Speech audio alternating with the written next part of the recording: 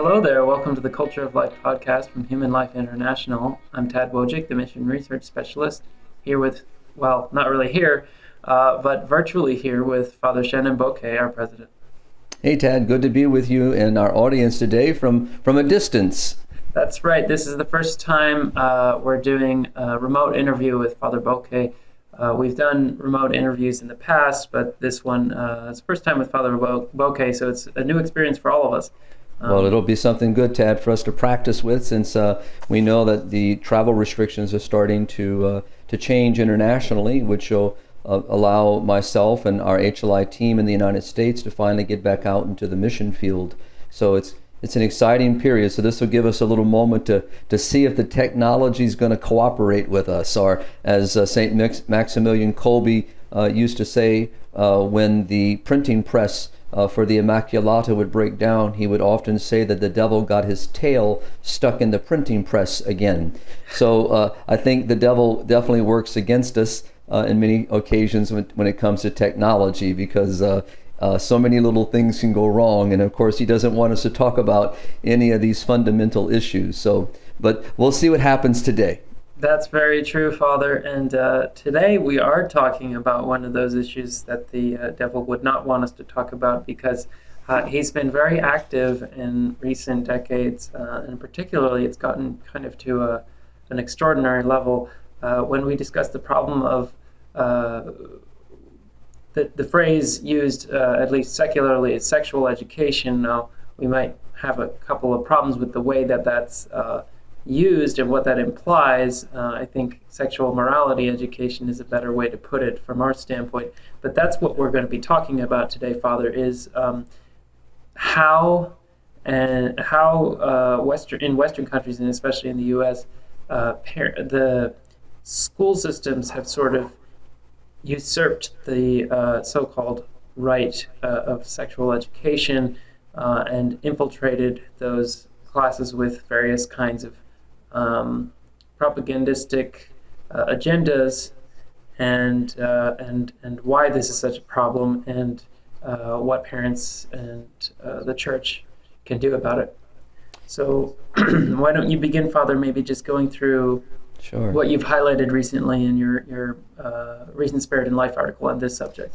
Sure. Adolfo Castaneda, who has been with HLI, since 1993, who has a degree in moral theology. We, in many of our training programs, Tad, one of the primary subjects we begin with at least with an introduction to our audience, whether they be seminarians, religious, or priests, or lay professionals like doctors, nurses, and parents.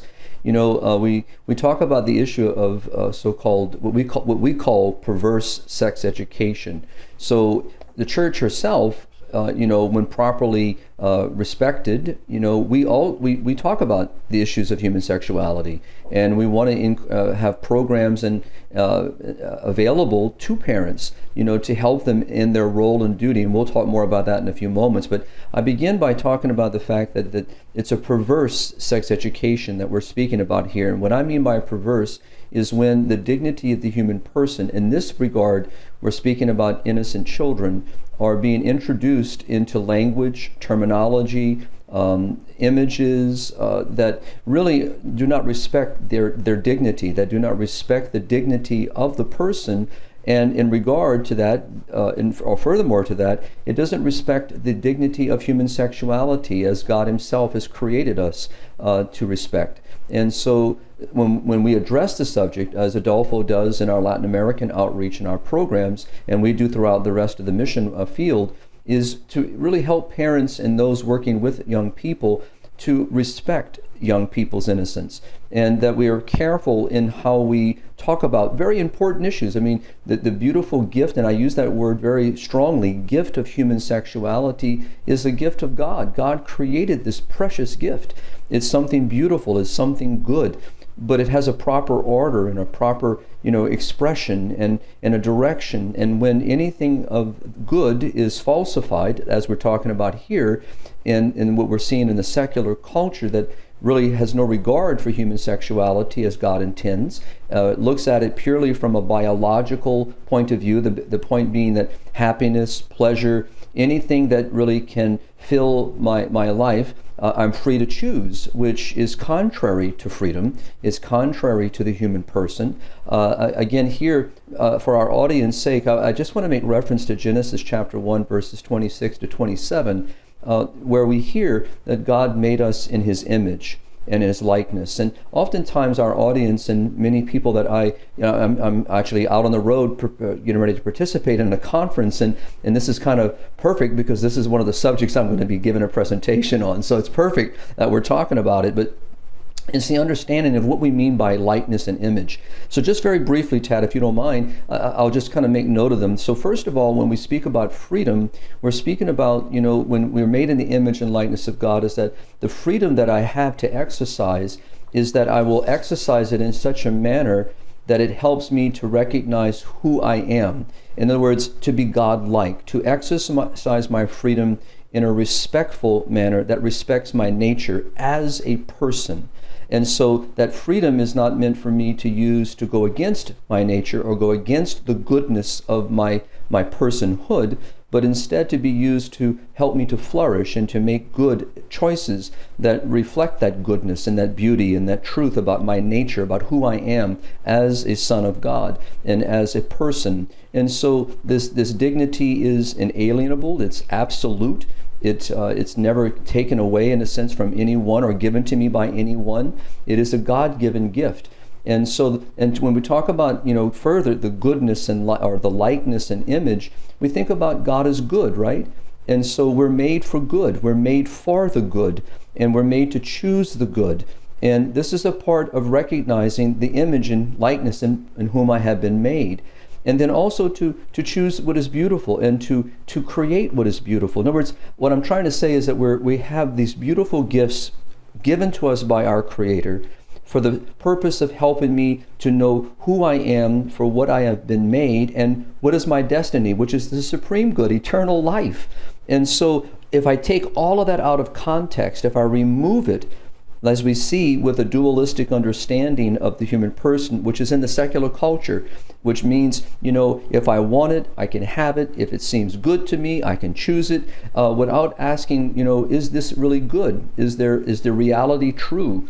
And this is what we've seen in the perverse education programs regarding human sexuality, where we're seeing as young as kindergartners, being introduced. And please forgive my audience for bringing up just some terms, but I just want to, again, it's important to know, as young as kindergarten, introducing them to images about masturbation, about sexual expression, and it doesn't matter, if that expression is with one of one's own, of course, the terminology I'm using now, they would not respect, but whether it be with one's own sex, male, girl, boy, but this is the problem we're facing. And then by introducing these young people to this conversation, to terminology that are ill prepared, they don't understand it, and to introduce them, you can't take it back. Their innocence is robbed from them, and because so many cases parents don't know about this, what happens is the children are told by their teachers or by those that are leading these classroom conversations or dialogues, we're not calling them dialogue, but these discussions, that don't tell your parents. Parents don't even know what's happening, and so their kids are dealing with subjects that many adults struggle with and don't understand. And so how will these kids? So it's important, Tad, that's why I really wrote about the subject, because in our current climate, it's a very permissive culture. Anything goes. And the reality and the truth about human nature and about human life and dignity is no longer in the conversation. It's not something where that's not their starting point. And their starting point is, if it gives me pleasure, it brings me joy, then it must be something good and I can choose it. And so it's a real falsification, Tad, of the goodness of the human person, the nature of the human person, the image and likeness in which we have been made, which is God, and how we are to give God glory by the way we live our lives. It's not the starting point, but this is what we have to keep teaching. We have to keep advancing. And the whole point of the article was to help parents to see their duty. So I know we're going to talk a little bit about that, so I'll kind of pass it back to you, Tad.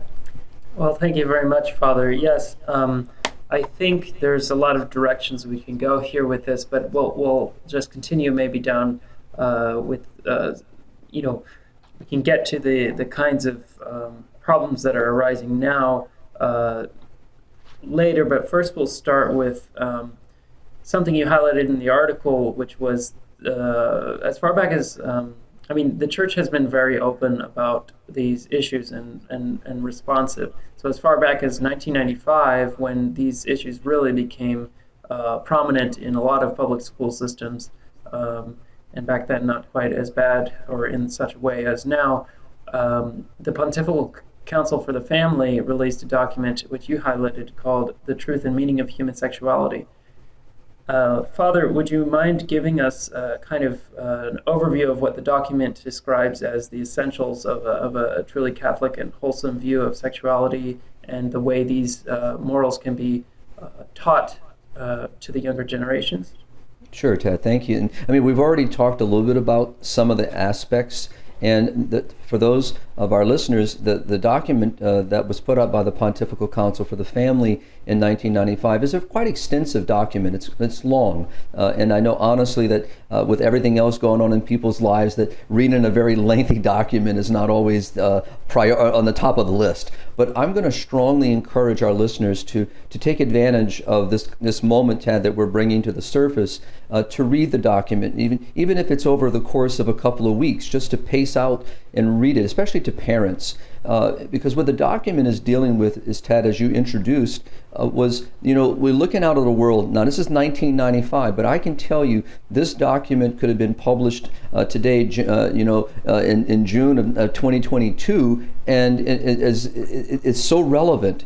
Why? Because the truth is always the truth, whether it was in 1995 or 2022 or in 100 years from now. And the truth of what we're speaking about is the truth of the human person, the truth of what God has created. And this is what the document, it's why its title is so important, the truth and meaning of human sexuality. So there's a truth that we must ascend to, recognize, and we have to live by.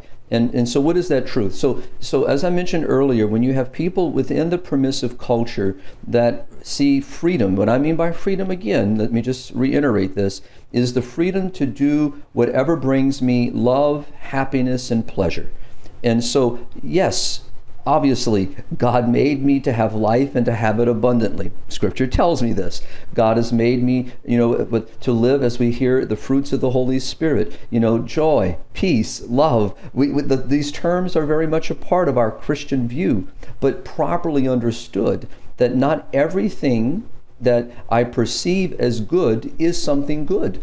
Something that might bring me pleasure may not necessarily be good for me, and may be immoral. In many cases, the things that we're talking about are that. They are immoral. They are a misuse of the sexual gift, a misuse of the human person. So if I could, I'll just kind of take a little sidetrack just for a second. I'm going to use the natural law just for a moment, so to help us understand. So when we consider a fish has fins.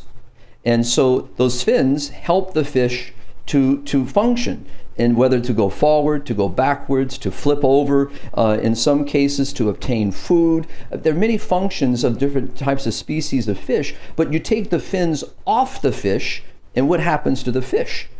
It dies. It can't survive. And so we can observe just from general senses and observation that the fins are a good that helps the fish to live according to its nature, to its very being. Well, we have to look at ourselves similarly in that, no, I don't have fins, but my ears serve a function, my eyes, my heart. And we can also observe from the natural order of things that, for example, if I use the two different things like gasoline and a match, I can easily observe their behavior by taking the match, lighting it, and throwing it in a pan of gasoline. It's going to explode. I can learn something just from what I've observed. Well, the same thing through revelation, through the natural law, through what has been revealed to us throughout the centuries in the teaching of the church, and how those teachings have come to bear, help me to know that my life, and how I exercise the choices of my daily life bespeak one of my willingness to be really free, to be godlike, which we talked about, made in the image and likeness of God, or I can refuse it, I can reject it, I can do something contrary to the very nature of my person. And so this is something that we're talking about, Tad, and that's what the document is ultimately dealing with, is how do you advance a truth about the human person when people no longer hear that? And let's be honest, the thing I just gave an example of, most people would not know where this dualistic understanding of the separation of body and soul, that because this is the foundation of it. This, we can go back to Descartes, for example, in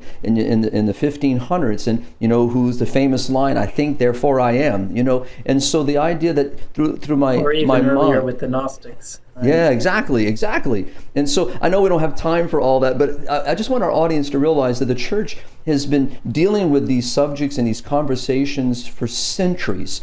And so the document really picks up those perennial teaching, picks up the language of the church, whether we're talking about John Paul II, in the theology of the body, that would actually, this document makes reference to, or John Paul even picks up in Familiaris Consortio from in the early 1980s, I think it's 81, and picked up in Veritatis Splendor a few years later, and so so what the document does is it says, first of all, to all of us, that the human person is made in the image and likeness of God, and that the gift that God has given to us in and through the conjugal love of husband and wife, that's the proper place of the expression of the fullness of sexual love.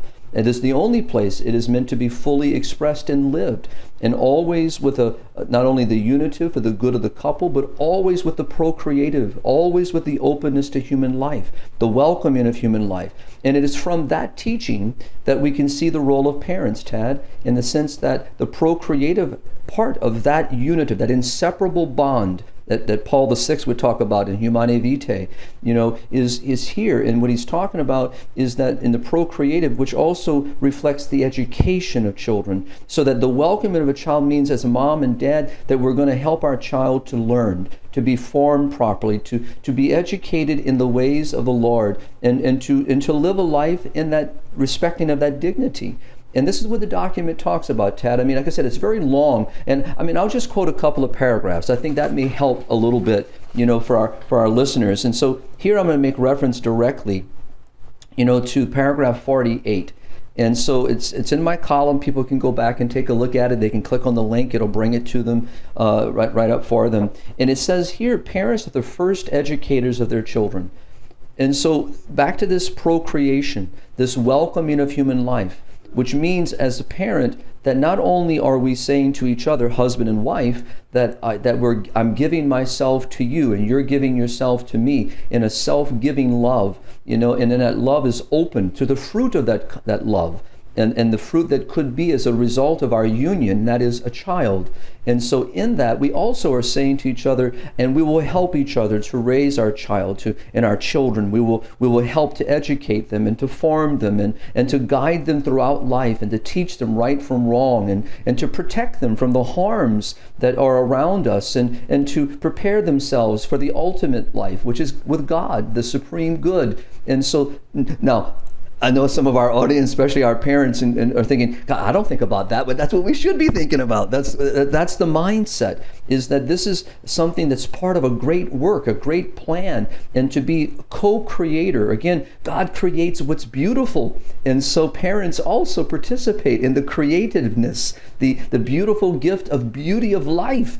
And so to see that, so this is what the council is talking about, and it says, that there is no guarantee that the schools and individual teachers will adhere to or transmit positive sexual values to their children. So this is paragraph 48. So what the Pontifical Council for the Family is saying to parents, you have a duty. You are the first educators. You are the ones responsible. However, you might, and the church is here, we assist parents, as I mentioned earlier. So we're not saying that there should not be sexual education or formation, but it should be respectful of the values that parents want for their children. and we should respect the dignity of the child. And so here, this is what the Pontifical Council is saying, Tad, and it is the family, not the school, that is the, quote, the normal and usual place for forming children and young people to consolidate and exercise the virtues of charity, temperance, fortitude, and chastity. Now, these are words that are not in the parlance of the narrative of our secular culture. They're not there.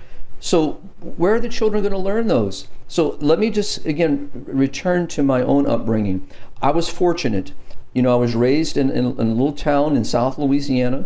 My parents were raised us in the Catholic faith. Our family, extended family, were active in that Catholic faith. And, I didn't go to a classroom for Catholic education, in the sense of what people would call CCD, the Confraternity of Christian Doctrine, all right? So religious formation education. We were educated in people's homes. And these were the same people, my mom and dad, and we would see at Mass every week. They were married people. Some may have been single, teachers their whole lives, and and living the chaste in a single life. But there was no fear of my parents with these individuals, because they were raising their children the same way my parents were raising us. And so there was no competition, if you will. And my mom and dad, who recognized their duty and responsibility, entrusted us to the care of those other individuals. And as I've said to you, Tad, in other podcasts, my vocation, I'm 29 years a priest, and now in my 30th year, and I owe my vocation to Almighty God. Yes, that's the giver of the gift. But so many people contributed, and all the people in those education programs that I was in, all were part of it, because they nourished what the council is saying here, those Christian virtues. They taught us right from wrong. They helped us to understand what it meant. And oftentimes in the moral life, Tad, people think that, it's all about laws, but Jesus says in John's gospel that if you love me, you keep my commands. So love is not something that's isolated from the law. And so when we keep God's law, it expresses love for God, because we're keeping what God has created, which goes back to me, and to you, Tad, and that whose image and likeness have we been made? I have not been made in your image, Tad, and you have not been in my image, all right? We have been made in the image and likeness of the Almighty God, the creator of the universe. And so it is in adherence to his command that I express my love, and the fullness of that love, as Jesus says, I've come that you might have life and have it to its fullness. So this is what we're talking about, and so this is why the document is such a rich document. It's one that educators in religious formation should be familiar with, especially those working with young adults in teen formation, maybe in youth programs, but I would say especially parents should be familiar with it, because one, it's not so much a rule book in a sense, okay, let me make sure I'm doing A, B, C, D, E, but it really is to help the parent, to broaden their understanding, to deepen their appreciation of this teaching, and then how to bring that teaching to bear. And the first thing really is for each of our parents to realize you have the ultimate duty, the most important responsibility, and that is the formation and the education, the protection, the safeguarding of your children. And I would just say one more quote, and I'll toss it back, Tad, to you for a moment in case you want to add something, but it says, this is paragraph, 50 all the way through 64. I'm not going to read all of them, I promise. But, here, when you think about in paragraph 50, what the Pontifical Council is saying, it says that, when it comes to the sex education, it does not begin with the explicit formation of children. So let me explain this, what it's talking about, is a parent knows what the in a sense of the level of where their child is at a given moment, in a sense what they can understand, what they can express, and what's maybe on their mind by listening to their children. And so a parent might have 4 children, let's say. Well, the first child maybe was more ready a little earlier in life to maybe talk about various subjects that we're bringing up here, but maybe their second child may be a little longer. So but each child is unique. And so the parent needs to be, not put everybody into a box, if you will, but to really respect each individual as a unique person, that we have to recognize and how to help grow and to be able to have this kind of conversation. But it also says that, when you consider that, what's happening in the secular culture is there is no respect for that. So they're going to take all those young people, throw them into one room, and just expose them all.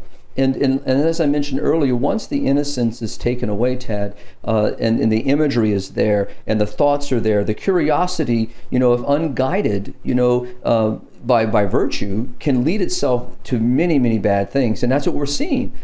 But as I mentioned in the very, very beginning of our podcast with Adolfo Castaneda, this is how the culture of death works. John Paul's terminology of the culture of death versus the culture of life. The culture of death always works in by perverting the subject, by introducing something that seems to be innocuous, something so simple, something even sometimes, innocuous, unnoticeable, but it gets in. And then they start building, and they build, and they build. And all of a sudden, what started off with something small is now something large. And we've seen this, when it comes to contraception, when it comes to the issue of abortion, when it comes to the issue of euthanasia, and many other issues like gender theory today, the whole the debate today that's in this so-called woke culture. All of this, Tad, is a result of what the Pontifical Council of the Family is saying, basically is when there is a falsification of the truth and meaning of human sexuality. So I'll toss it back to you in case you have some comments or you want to take it in a different direction. But I mean, the document is so large, Tad, it's very difficult, to break it down in the time we have. But all I would say is encourage our audience, I give some quotes, I give some direction in my Spirit and Life column. Hopefully people can read that, and maybe the curiosity will move them to dive a little deeper into the document. Absolutely, Father. And no, I think you did a wonderful job breaking down some of the most important points there, especially regarding parental responsibility and parental rights as far as educating and forming their children, as opposed to the state intruding on the rights there, as well as the purpose and meaning of human sexuality. Right. And if I could, Ted, just right there, if you don't mind, let me just reiterate what you just said. That what the document makes very clear is parents should not diminish their responsibility by delegating it to someone else. They have the primary duty because they are the parents.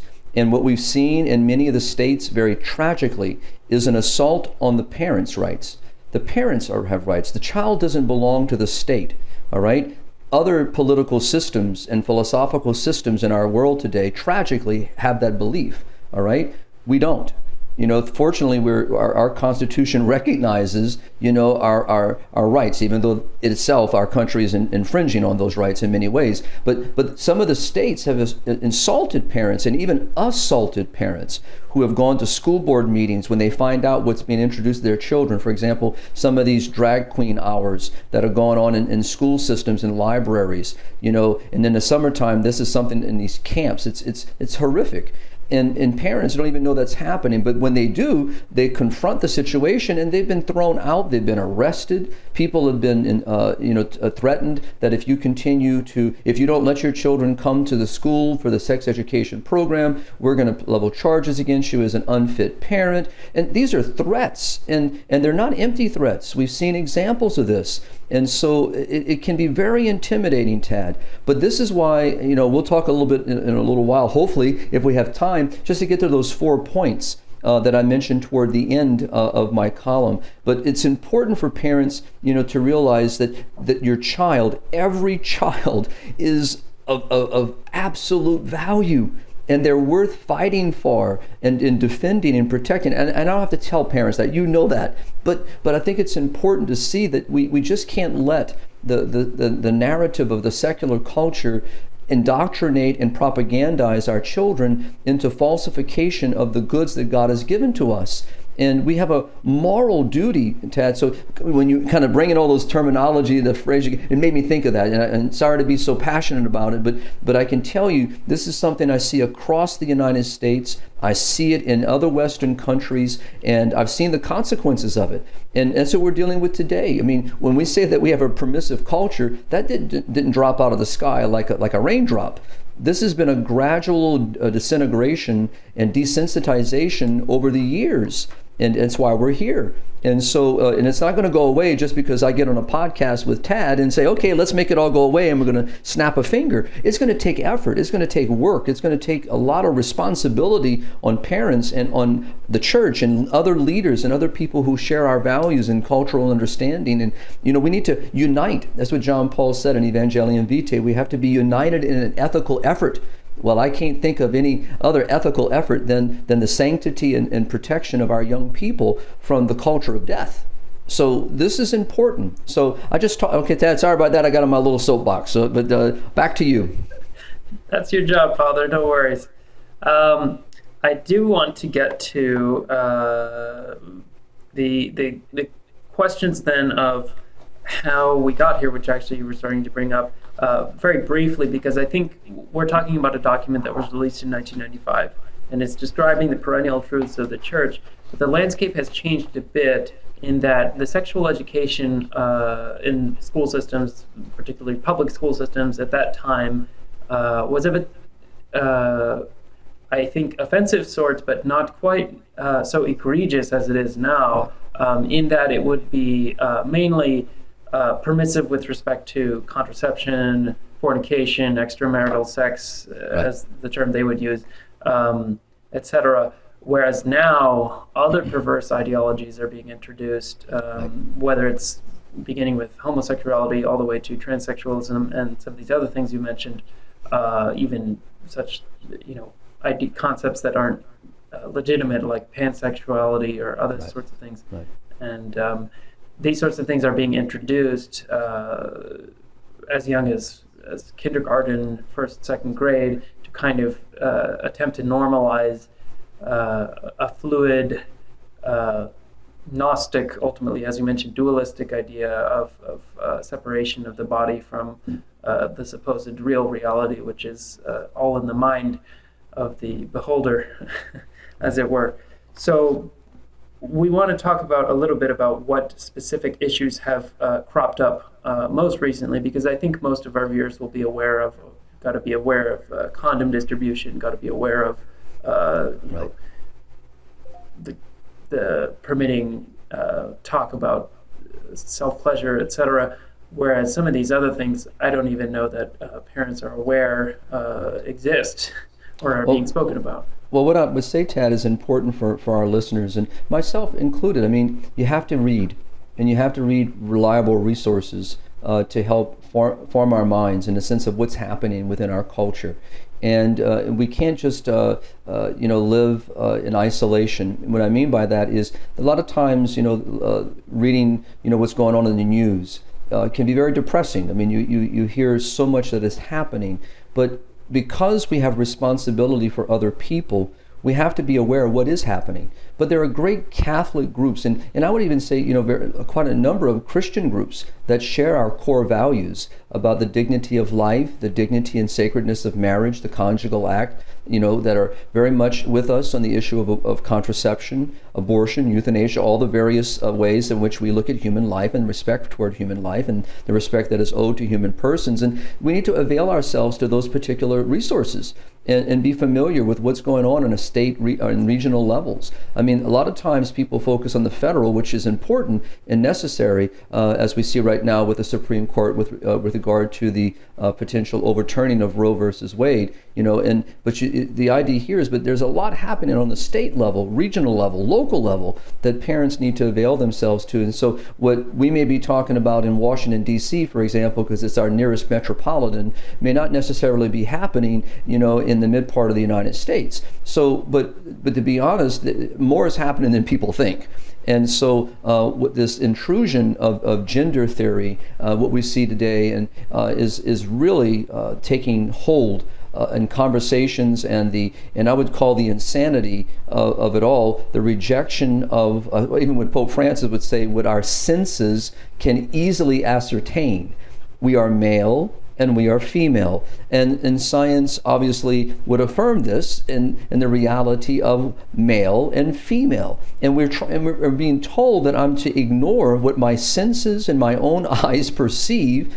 And this is something that it's infiltrated into the schools, and it's in their textbooks. And so parents, what I would say is, you need to look at the textbooks. You need to see what your children are being indoctrinated into. What are the teachers teaching? What is the language? What is happening there? So I would just say that important, Tad, is instead of getting into each one of them, because you mentioned them. I mean, there are, and it's a slippery slope. And it's interesting, is that what I began with is, when we falsify the understanding of the human person, when we reject the very nature of the person, then this is the inevitable direction. And there's no end to it, Tad. One of my staff, Dr. Brian Close, right across from your office, has been saying for decades, he's been in this for over 40 years, oh, it can't get any worse. And I said, Dr. Brian, would you please stop saying that? Because it does. Because it's the slippery slope. And I know people don't like to use that language, but I'm an advocate of that language, because the moment you reject human dignity in its beginning, if we reject the very essence of what it means to be a person, what it means, then and we lose sight of the intrinsic value of human life, then inevitably, not only is the assault the innocent child in the womb, it's going to be outside the womb. And it is. We see it in our culture today. Euthanasia continues to grow and passage through some of our states. In some other countries, it's been around for years. And now we've seen it where even children under the age of 10 could choose to take their life because they don't want to suffer. This understanding of human suffering and the lack of understanding of eternal life, all this stuff is confused. It's like digging in a pond filled with mud. There's no clear water. You can't see. You got your head stuck under the water and you can't see anything. And that's what this document does. It actually plucks the head out of the water and says, open your eyes. Let's take a look at who man and woman, the human person, is. Let's take a look at what we understand about human sexuality. Let's take a look at what we understand about marriage, the conjugal act, what we understand about the role of parents, the rights of parents. I mean, in our audience, I would say, how many of us have read Familiaris Consortio, the great, exhortation, apostolic exhortation of John Paul, Pope St. John Paul, and what about, the Charter on the Family? I've written on this many times, and I'm sad to say that the Charter on the Family, which speaks about parental rights, is not something that is talked about enough. And so that's why this document was so important, because the rise in pornography, the addiction to pornography is unbelievable, not only in the United States, it's a global problem. And I would say it's a health problem. It's affecting people psychologically, it's affecting people in their health, it's causing rampant issues in divorce, the transmission of so many diseases, because people want to enact these things and to bring them into the real world, because pornography is real people. But it's not reality. A lot of these things that people are doing are just horrendous. But now, tragically, Tad, they're becoming reality. This is what people think about sex. This is how they think about relationships. And again, going back to the dualistic understanding that when we separate, when we rupture, this our understanding of the human person, these are the inevitable consequences. So it's important that parents understand who is teaching their children, what they're teaching their children, and even if and I would also say, I would extend this, Tad, beyond the school. Who are the friends of my children? What families? I mean, I remember when I was a young boy, and again, not comparing myself to anyone else, but when I was a young boy, we went through, if you were my best friend, I was going to your house, I was put through a battery of tests. Tell me about this young man. Who are his parents? What do they do for a living? Does the dad work outside the home? Is the dad home every night? How many other brothers and sisters? What are their ages? I mean, they went through a litany of questions. Why? Because I was of value to them.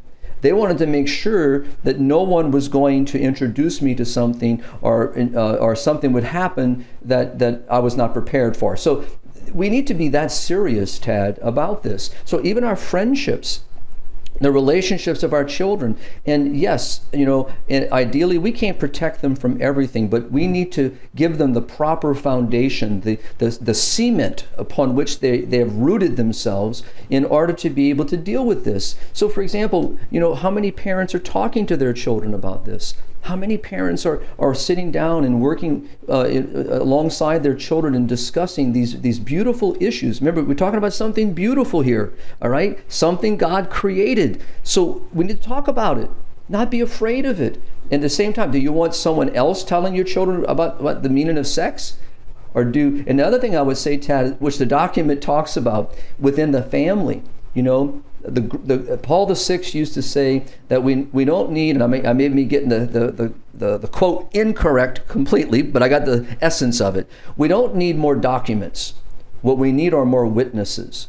So in the sense of the parents must witness the beauty of marital love, which also includes modesty, temperance, prudence, and how they reflect to their children, Tad, the beauty of love, the respect that love demands, the kindness, the generosity, the self-sacrifice, and to make sure that they're properly dressed in the home, that they are not, expressing themselves in ways, using language.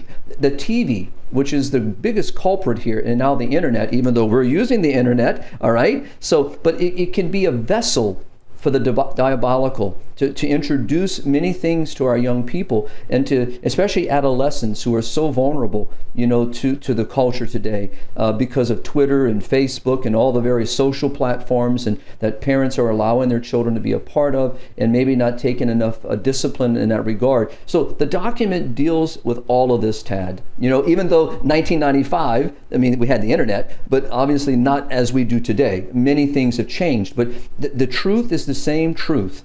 And what the Pontifical Council of the Family is echoing and reaffirming in the teaching is true today and can be applied to tomorrow as well. So it's important, because as we look at all these issues, what I would say in closing, Ted, in the sense before I toss it back to you, is, this is something here. I'm going to read from it.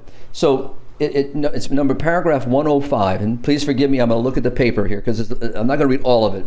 It must never be forgotten that the disordered use of sex tends progressively to destroy the person's capacity to love, making pleasure, instead of sincere self-giving, the end of sexuality, and by reducing other persons to objects of one's own gratification.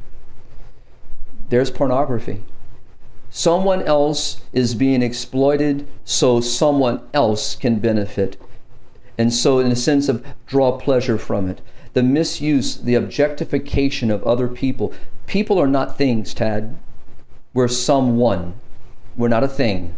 And so this is what the document gets into. So I have read this document a few times over the years, and I continue to return to it many times. I quote from it often because, and a matter of fact, in the conference and presentations I'm giving this weekend, I'm going to be directly focused, responding to the document and making people aware of the document. So it's important, to not let these documents, which are filled with great teaching for us, sit on a shelf. Especially with the internet. There's a positive thing for the internet. Vatican.com, .org, I can't remember, it's Vatican.org, I can't remember what it is. But, you go to the Vatican website and you can look at all these documents. I'm so used to just hitting Vatican. I don't know if it's, Tad, if it's, is it VA? Well, never mind. People can look it up. I'm checking right now. I can't remember. It's Vatican.va, that's correct. Okay. We have all the documents there. We'll also be linking in our description to awesome. Document from the Pontifical Council for the Family, the Truth and Meaning of Human Sexuality. Great. With that said, Father, I think if you wanted to go just to close out through those 4 points at the end of your article that you were mentioning, which are practical tips for parents in teaching their children how sexuality is meant specifically for within the God's plan of the vocation of marital love. Yeah, absolutely. No, and Tad, thank you very much for taking time, to do this today, because it is an important thing that we need to talk about more. And HLI does this, throughout the mission field. But and there are many, as I said, others, many great pro-life, pro-family groups that are doing, yeoman's work with regard to the family, and we owe them a tremendous amount of gratitude, and I do use their resources quite often too. So it's, obviously I want to support HLI, but there's others. We're in this together. This is a united effort, as John Paul would say. Okay, so the 4 points that I made, just kind of drawing from the document. The first one is that parents should associate with other parents, both in order to find mutual support, but also in order to fight against damaging forms of sex education. I've already alluded to it in comments already. So we need to be united. So as I mentioned earlier about my own upbringing, and that is, parents worked together. All my parents knew most of my friends' parents. There was a community. People recognized each other at church. They united. More than ever, as a church, we need to help our parents to get to know each other. When I was back in parish ministry, this is one of the things we try to do, is introduce other couples to other couples and to find a support system, but not just for the support of asking questions. How do you deal with your toddler who won't sleep at night? How do you deal with a teenager that might be giving me problems? What do we do? Those are very, very important and necessary. But the other thing is to have someone stand at your side, to fight the good fight with you. It's very much like the, standing outside of an abortion facility, with other people. You're united. You find comfort being with other people. You're strengthened, emboldened by other people's presence. We are made for each other. We are social beings. And so we need to unite together. That's a very important thing, because what the evil one does, and with those that are in this the progressive mindset, they want to isolate people. They basically separate people, and then they pounce on. So, but if you have more people together, it's very hard for them to do this, and the truth prevails. And so you bring things into the light. An example of that would be back to the like 40 days, or some of the sidewalk counselors. By having other people there, they're witnesses. And also by having, I know this is but this is nothing not unknown, is having cameras. You catch what other people do. It's like, with all respect, it's like having a cockroach. The roach does not want to be seen, like a rodent. The moment the light comes on, they scatter. And so that's why being united is so important, because together we can stand and we can fight the good fight. Very, very important. The second thing is to keep parents, informed on the content and methodology being used by any other sources of sex education in their children's lives. All right. So, as we said, primary educators, parents. They are not ever to delegate that primary duty to anyone. It is their duty alone. However, because at times there are many things that maybe parents don't know how to address, we want to entrust or seek out, if I may use, a lifeline, reach out to others. That's good. We want to help to support each other. And the sad thing is, Tad, as you know, in our world today, families don't always live near each other any longer. Very mobile people don't live around. Most of my family still lives, in the community where I was raised. That's just not heard of today in so many places. And so we need to recognize the importance of helping each other, reaching out to others. But with that said, I should not give it my responsibility. As a matter of fact, the document says you can't. You have a moral duty, to your child, to your children, because you are mom and dad. You are the ones that said yes to each other and welcome life. You have an obligation, a moral responsibility. Very important. Thirdly, that we participate fully in the supplementary instruction provided outside the home. So I want to see it in writing. Bring that book home. I want to see what they're telling you. I'm going to go to the school board meeting. What are you saying to my children? You're not the primary educator here. I am. This is not, a communist country where people are treated like property. All right. This is the United States, and we have rights, and you're not going to usurp my rights. But let's say, first of all, let me clarify that point. Those parental rights don't come from the United States Constitution. All right? They come from Almighty God. All right? So these rights of parents are not given by the state. The state may want to try to think they can. These rights are innate rights. And so this goes back to the Charter on the Family and Familiaris Consortio. So I'm going to send people back to those documents, Tad, maybe when you're putting up those little footnotes and all the little things, whatever that language is about all that, you can maybe highlight some of those. Those would be very important for our listeners. And fourthly, and this is the most difficult one, it goes back to what I said earlier. If you find out that your child is being inculcated, indoctrinated, propagandized into this culture, this narrative, okay, then you need to pull them out. If you can't change the conversation, then it's time to pull your child out of that situation. And that's a difficult fight. I will tell you, I've heard many stories, and I brought them up earlier, where parents have been really assaulted and threatened. But that's why we're going to go back to the first principle. We have to stand together. We need to get people to work with us. We need to get people in the legal, realm to be supportive of families. We need to get our legislators, both on the state level, federal level, defending those rights. So, but we at the end of the day, sacrificial love demands that we protect. And so parents have an innate love for their children that also protects their child from harm. This is a harm being done to your children and to our grandchildren and your great-grandchildren and our godchildren. So we have a moral duty to say, no, we are not going to accept this. So we have to remove them, which takes great courage, Tad. It takes a willingness. And that's why, it's important for the church, which she has. She stands with our families. And if we follow the writings of the church, the Holy Fathers, Pope Francis has been very clear on this. Pope Benedict was, John Paul, Paul VI, John the 23rd. We can go all the way back, to many decades where we've seen an intrusion on the family, right? From modernism all the way down to the current and the consequences of it. So we have to be willing to fight for our children. We have to be willing to remove them from harm, and so this is it. And to realize that if we do this, we will be given our children. I'm going to close with this, Tad, and I'll share this with you. And I think I mentioned this to you the other day, but so Tad, you have to forgive me for repeating the story, but our audience didn't hear it. I got a friend of mine that I've known since he was a little boy, since he was literally a few months old. I've known the family.